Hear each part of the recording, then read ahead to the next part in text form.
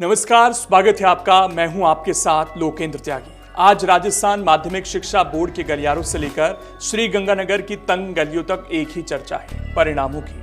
हर साल जब नतीजे आते हैं तो घरों में मिठाइयां बढ़ती हैं, ढोल बजते हैं और गुलाल उड़ाया जाता है। लेकिन आज रेगिस्तान की इस तपती धरा पर एक ऐसा घर भी है जहां सन्नाटा इतना गहरा है कि सिसकियों की आवाज भी भारी लग रही है। शिक्षा मंत्री मदन दिलावर ने जैसे ही बटन दबाकर 12वीं कला, वाणिज्य और विज्ञान संकाय के नतीजे घोषित किए, प्रदेश के लाखों छात्र छात्राओं के चेहरे खिल उठे। आंकड़े बताते हैं कि बेटियों ने एक बार फिर से मैदान मार लिया। लेकिन इन सुनहरे आंकड़ों के बीच एक नाम ऐसा है जो आज अपनी कामयाबी देखने के लिए इस दुनिया में मौजूद नहीं है। ये कहानी है श्रीगंगानगर की उस होनहार बेटी निकिता की, जिसने किताबों से तो वफा की पर जिंदगी ने उससे बेवफाई कर दी। राजकीय उच्च माध्यमिक विद्यालय 7 KN की इस छात्रा ने कला संकाय में 93.80% अंक हासिल किए।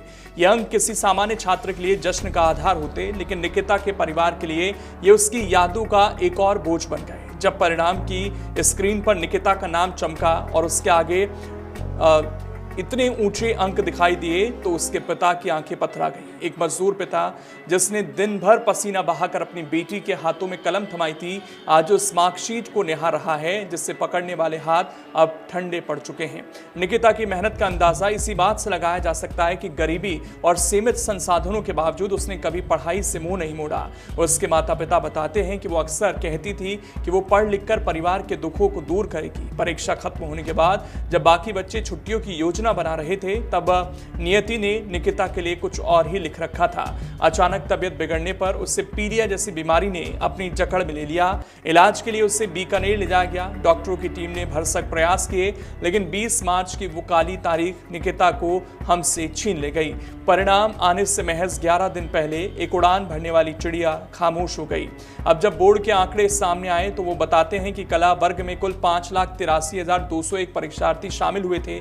सफलता का प्रतिशत 97.54 रहा, जो अपने आप में एक कीर्तिमान है। बेटियों ने 98.29% के साथ बेटों को पीछे छोड़ दिया।